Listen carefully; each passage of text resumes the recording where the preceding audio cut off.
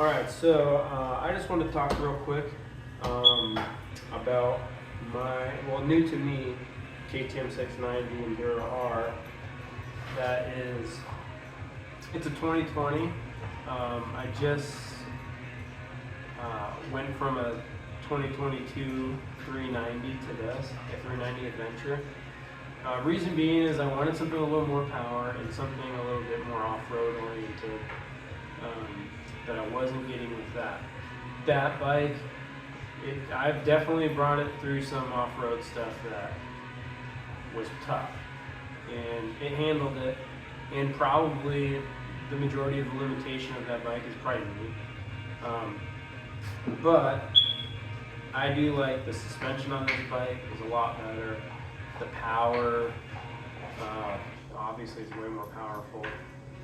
And the ground clearance on this just makes it more of an off-road worthy bike. And the seat height doesn't really bother me. And I'm not very tall. I'm 5'7", 32-inch inseam. I know everyone's like, oh, if you're short, stature, then you maybe want to look into something else. And it's like, no, you can get used to it. When you're riding through town, when you stop, just do a little butt scoot off to one side or the other, whatever's comfortable for you in the moment. And sorry, I got a cold, so dealing with a cough. When you got kids and they're coming in and out of daycare and school, this time of year you're never 100% healthy, it seems. But anyways, so that's kind of why I went to this bike, and it definitely was not a mistake. This bike is great for what I want it for, and I think I can still use it to commute to a BDR. I did the Wyoming BDR with a couple of Super Tenerays this past summer. I did that with the 390, and it was great. I didn't like the long highway travel on it. No cruise control, lots of vibration. The seat was good. That has the KTM bench seat on it. Anyways, I don't want to make this a 390 review. I just want to talk about this and how I have it set up. So let's check this thing out.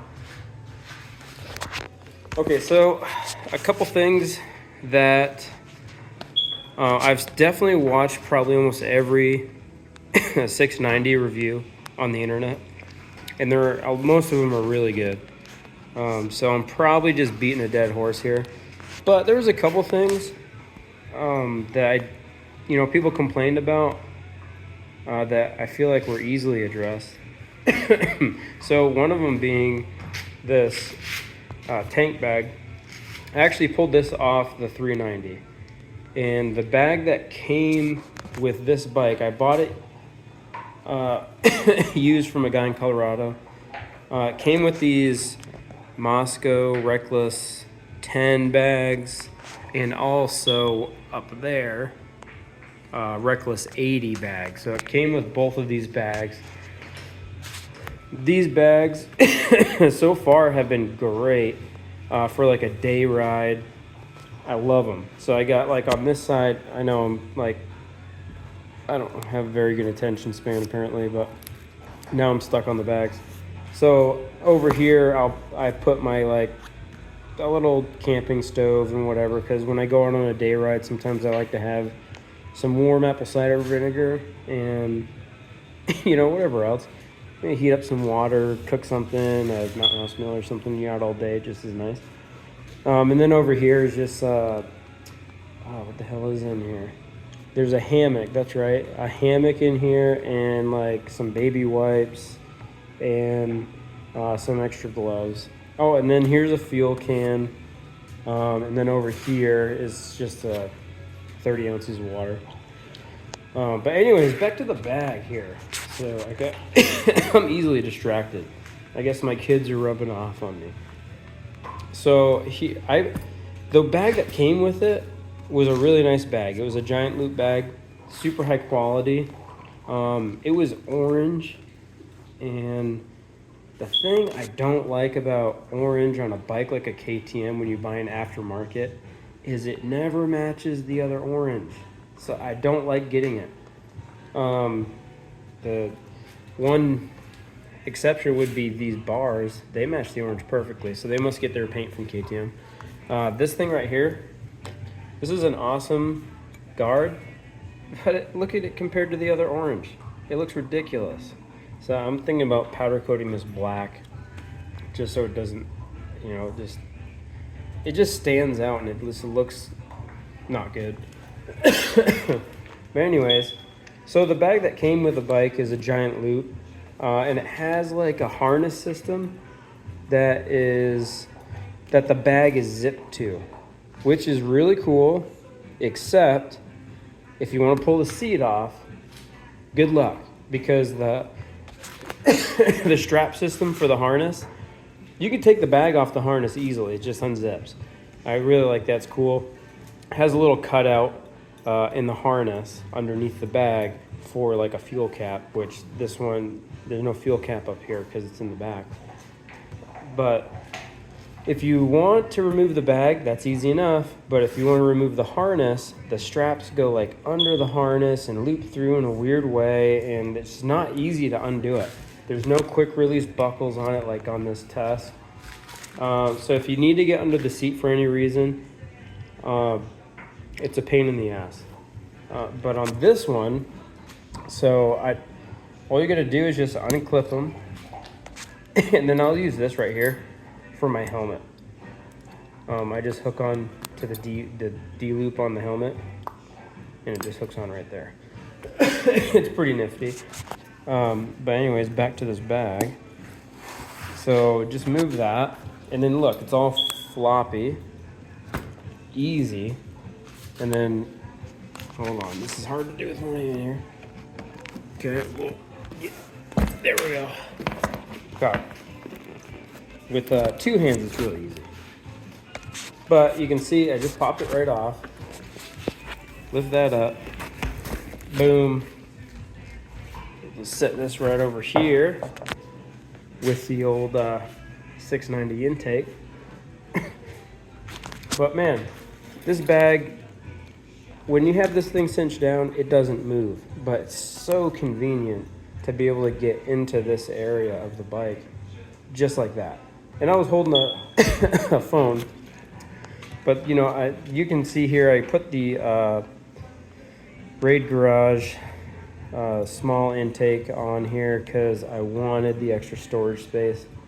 And there's not really too much crazy stuff in here. I got a couple electric gloves because it is that time of the year. It's a little chilly. And then I got the this is actually like a jump starter, little jumper cables. And then up in the bag I got the battery pack that those cables are for. So in this battery pack doubles as so it's a jump starter, and also you can just charge your phone off it or whatever. And then I got the cable running through it, wraps around here, and then what is it here? Maybe it's this one. I don't know. It's a little USB cord that it can plug into the side right here. So that's pretty nifty. Because actually with the 390, I was left stranded. At least it was in town. The stupid battery died. The stock factory battery. They didn't have shit for miles on it. So I'm not messing around anymore. I got that thing, and it'll jump start. It'll jump start the bike. I don't know how many times. So like when I did the Wyoming BDR, I just had this thing plugged into the bike while we're riding, and then at the end of the day it's all fully charged, and then I can plug in my I had a Cardo headset so I can talk with my buddies, charge that up, charge my phone up, and then in the morning when everything's all charged up, just in the tent, this thing would be at like 30%. Boom. But then my phone and the Cardo are at 100%, so I just plugged this in, and it was just a good little rotation, little cycle there. But anyways, enough with that bag. I know a lot of people were like, oh, you know, I want a tank bag, but it's a pain in the ass to get. I want to be able to get under the seat, you know, and there's just no good options. This Tusk Olympus, great. It looks good. It follows the contour of the bike very well. It's not super huge. Like, there's some ridiculously big tank bags. This is not one of them, and it does really well, at least for me. Okay, so one other thing that I scavenged off the 390 was these, I don't know, it's probably some Chinese brand, Trail Pack. I got them, they fit the crash bars in the 390 perfectly, like they just fit right inside there. And I was looking for an option for something that would fit inside these crash bars, and there was nothing. I posted it on the forum, and everyone's like, oh yeah, get this and that. And they were like big, bulky bags that were like sitting off the freaking bike by like 6 or 7 inches. I'm like, I don't want that. I want something a little bit more form-fitting. And I couldn't find anything. And then it occurred to me, like, dude, try those freaking bags off the 390. So I pulled these bad boys off the 390, put them on here, and damn, they are like, check that out. Look at that form. Look at that. That's sick. It's almost like they were designed for this bike too. I mean, check that, dude. You're not really adding much of anything, if anything. I don't know if you're adding anything. But so I love these little bags because I put your toothbrush and shampoo, stuff like that in this one, and then the other one, it gets God damn, this cough. It gets a first aid kit. So first aid kit over here, you know, toiletry stuff over there. Then it frees me up some space, and it's easy access too. You don't have to be digging through some bags to get to that shit. Okay, so what else did I put on this bike? This bike had a lot of stuff done to it already, and so I didn't really add too much. I did add this brake pedal here, and I was gonna wait a little bit longer until I dumped it myself on the trail. I was going through some snow here a few weeks back, and it fell on this side of the bike, and this freaking brake pedal gouged into this a couple times. So, and I know it was definitely something I was aware of, you know, doing my research. But man, I did not realize how bad that factory brake lever flexed. Like, I could literally take it and flex it into the freaking case. It was bad. So if you have one of these bikes, just immediately replace that. It's a piece of shit. This one right here is like ridiculous overkill. Like, it's called the Fat Bertha, for crying out loud. It's awesome. So it's stout as shit. I don't know what the hell could, you know, bend it or break it into the case. It's a good name for it. I mean, the thing is thick as hell. I mean, Fat Bertha is a good name. Honestly, it's the reason why they call it Fat Bertha is why I bought it, because I thought it was kind of funny. And it looked freaking sick. Actually, as a matter of fact, let me see. Oh, look at this. I just did this the other day. There's nothing dirty. It's just a garage trash can. Just relax. Look at that. So there's the stock one. Shit, let me get that in there. Look at that. Stock Fat Bertha. I'm going Fat Bertha all day. I'm normally not into, you know. Anyways, I'm not going to go down there. But Fat Bertha's awesome. All right, anyways, things that were done on this bike when I bought it. Had this Flatland skid plate. I would have, you know, everything that he did, I would have ended up doing. And I got this bike at a really good price, so I'm very happy with it. And I didn't have to pay, you know, all that extra money for the upgrades like I did with the 390. to make it worthy. So you got your rear brake master cylinder guard here. You put that on. Still got the SAS canister on there. I do have a kit coming in. Mostly just, I don't think it does anything for like performance, but it definitely helps clean up this area. And it would look a lot worse if I didn't have this bag and we didn't have these crash bars on here, because then you'd see this big gobby tank. It just looks ugly. He did put these on. I can't remember who makes them, but that's nice. Oh, and then check these out. So I put some new grips on because the ones that were on them were a little wore out. There was about 5,000 miles on this bike. These hand guards are sick, dude. They are HDB, I guess is the brand. But so you got your mirrors here, which I love. I have double take on the 390, but these are way better. I mean, you can see everything behind you just fine. But if you just want to go, if you're ready to go for a ride on the trail, boom, tuck those bitches away. You're ready to go. And boom, you're just gonna pop them out. And man, look at the size, look at the girth. They should have called these Fat Bertha hand guards. They're freaking stout. More than the bar. I put bark busters on the 390. The bark busters don't even compete. I mean, these things are amazing. Nothing really to talk about up front here. Ain't nothing much else going on.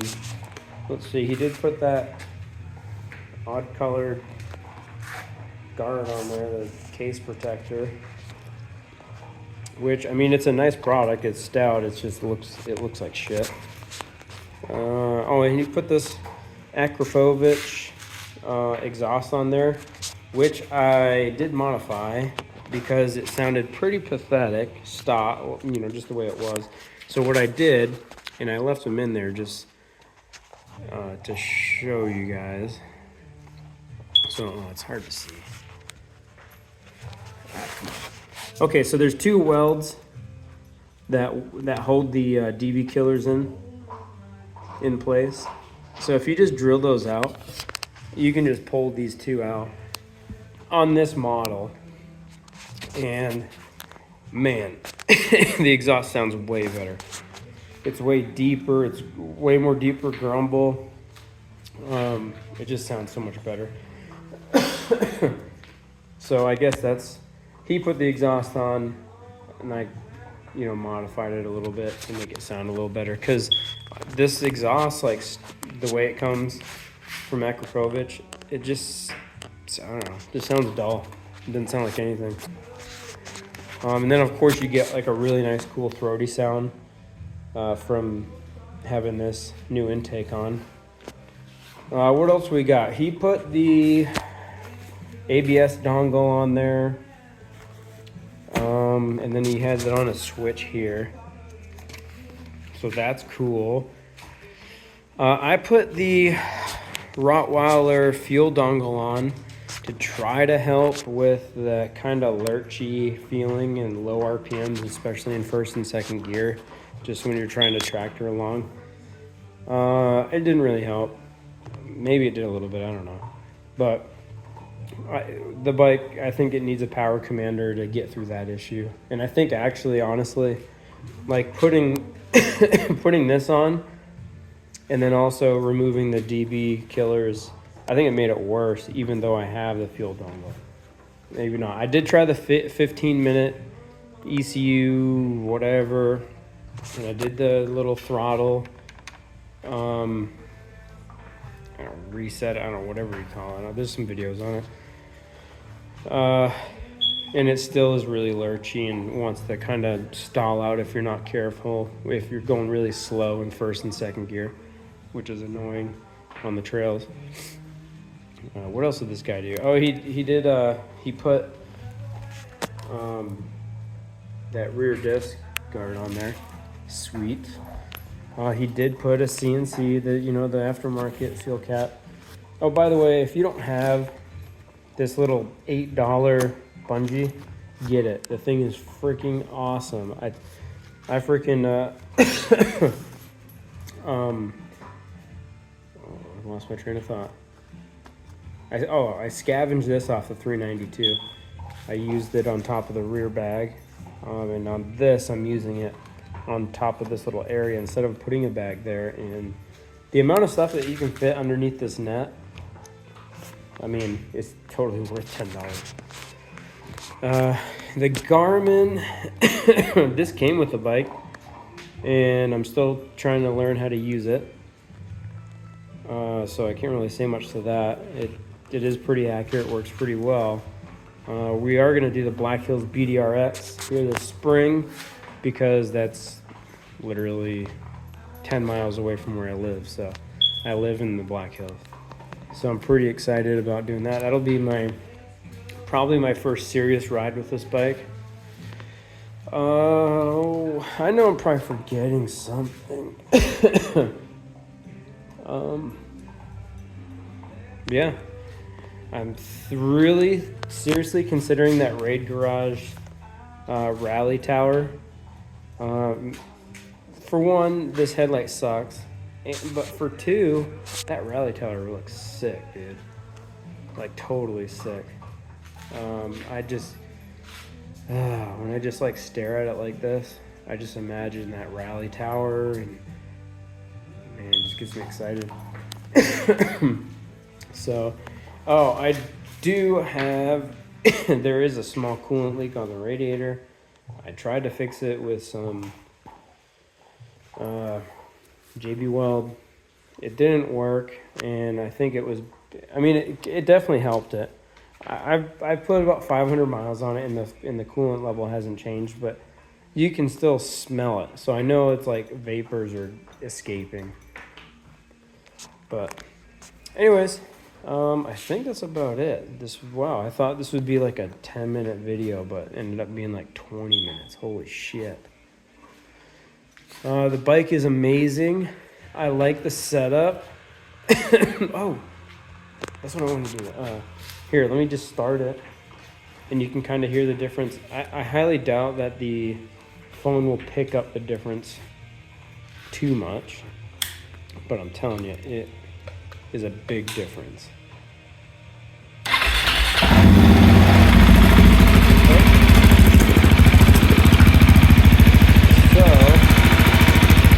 that just kind of flopped out there.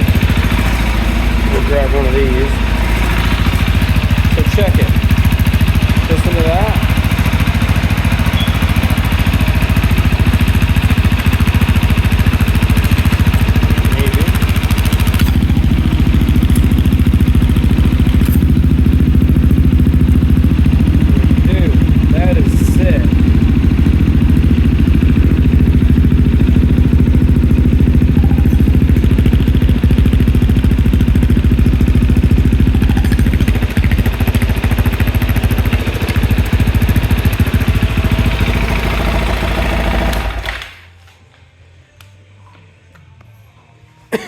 So honestly, I haven't I just did that yesterday and it was cold as shit today, so I just kind of putzed around the neighborhood. It didn't sound too bad. I'm a little worried that it might be a little droney at highway speeds. If that's the case, if I'm going to be going on a BDR or something that's a ways away, I'll just go ahead, and what I'll do is, so what you had to do you had to drill a hole through the weld to get these things out, and they just come right out. They're just long tubes. But if I want to put them back in, I'll just get a stainless steel short little bolt and a nut, and then just bolt them back through here. It's no big deal. I'll probably, honestly, just to cover these holes so that it doesn't look, unsightly, I'll probably just get the bolts, put them in here, And then if it ends up being droney on the highway, just when I take long trips, I'll just put those back in. You know, no big deal. But for putzing around town and going on the trails here in the hills, dude, it just sounds so badass. So, I definitely love the sound. So, anyways, I think that's about all we got going on here. This bike is sick. I recommend it to anybody, especially on the used market if you can find a good deal. I found a really good deal on this, especially with all the upgrades done to it, with the 2 sets of Moscow Moto bags. Oh, it came with this little bike stand too. Oh yeah, and it came with not the helmet, but the other shit, the neck guard and the plastic armor. I mean, Jesus. I definitely learned my lesson with the 390. Don't buy it from the dealer, especially brand new. Just buy it on the used market. It's actually it's more important if you're just getting into it. If you're just getting into adventure motorcycling, these things can cost a small fortune up front, bone stock. And then they're always going to need upgrades. You're gonna need a different skid plate if you want to do anything besides on road, and like something like this. I mean, look it up online. How many clutch cases have been cracked open because of this stupid stock brake pedal? And you know, with stuff like that, and that's been a known issue for like a decade with this bike, dude. These motorcycle manufacturers need to start doing something about this crap. And the radiator on this. Really? I mean, I bought the bike and I thought I could smell coolant when I bought it, when I took it for a test ride, and I asked him about it. And he said, oh, no, there's no problem. He doesn't know anything about it. And when I brought it home, I knew there was a coolant issue. And I took the plastics off to get to the radiator, which is super easy on this bike, by the way. And I realized I found a little crack. And it's just like, then you look on the forums and they're like, yep, they cracked behind the fan. It's like, dude, it's a known issue. Come on, like, resolve it. It's super annoying. If there's a known issue, a manufacturer should maybe don't necessarily do a recall, but on the newer model, fix the fucking problem. Like, holy shit. It's super annoying. But yeah. I mean, this video is already way long, but this Raid garage storage, I know you can put like a fuel can in here. I'd rather just like haul maybe, you know, I got an extra liter here. I got 2 of those liter bottles on the the big bags right up here. But then I also got this, you know, if fuel range really becomes a problem, I'll just haul around a gallon of fuel on the back and good to go, man. I'd rather have the storage space just because I like, you know, when I'm out riding and camping, I like to be comfortable. And the only way to be comfortable is to bring shit with you. And if you don't got room on the bike to bring stuff, you're gonna be that much less comfortable. So, you know, I don't get too crazy with the things that I bring. But a lot of my stuff is crossed over from lightweight backpacking into this motorcycling since I'm getting older and, you know, my joints are all getting jacked up. You know, I enjoy doing this more than the backpacking just because it's not so hard on your body. I guess this can be hard, but you'd fall off and get hurt, but whatever. It's more exciting too. Anyways, holy crap. A 30-minute video on like a quick review. Sorry. If you stuck around and watched this whole thing, I don't know why you did. I couldn't have been that entertaining. But honestly, this bike is sick. I love it. Buy it again. I'm gonna use the shit out of this bike. I can't wait. Oh, man, I bought the 390 in the winter time too, and I had to wait all winter to really ride the shit out of that. And it's kind of the same thing with this, but I've been sucking it up and going out when it's like low 40s. Just because I just want to ride this bike. It's just so fun. You know, it's one of those bikes that just, when you get home and look at it in the garage, you're like, oh man, I want to ride that thing right now. If that makes any sense. Anyways, the bike is sexy the way it is. That Raid Garage Rally Tower, I think looks awesome. It's just the price tag on that. Like, holy shit, dude. Talk about being proud of your product.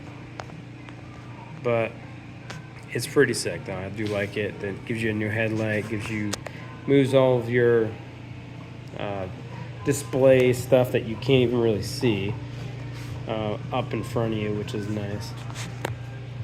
Oh, shoot, that's right. There is one other thing I want to get for this, and I can't even remember what the name of it is. It's like Kumban or something. It's a little display that you can add, and I want to wait till I get that Raid Garage tower, because then I just mount it all together. I did this caught. But I want to say it's called like Kumban or something. But it's a display, an LCD display that will give you speed, tachometer, all sorts of shit that you don't get with this. It gives you shift and your gear indicator, which honestly, when I bought this, I was like, oh, it doesn't have a gear indicator, big deal. I just need to know when I'm in neutral. No, it would be nice to know if I'm in like third gear or fifth gear. You know, am I getting ready to go into second gear? Because the step up from second to third is decent on this bike. You know, or am I getting ready to go into fourth gear? It's just really annoying. Anyways, I'm done bitching. There's the two pups. Jada chewing on the bone and Specky the bird dog. Speckity Speck. He's like, dude, you woke me up, man. Come on. Anyways, thanks for sticking around. If you like this video and you want me to go into a little bit more detail about some of this stuff, although 33 minutes in, I feel like I should have been relatively detailed what I'm talking about with this. But I'll definitely make another video. I enjoy watching other people's content and really enjoy this hobby, and I kind of want to get into talking about it. So, anywho, yeah, if anyone has any interest, like the video, share it, and I'll try to just produce some other ones that aren't so damn long. I guess I could just get to rambling. Anyways, I'm going to stop right now. See you guys. Peace out.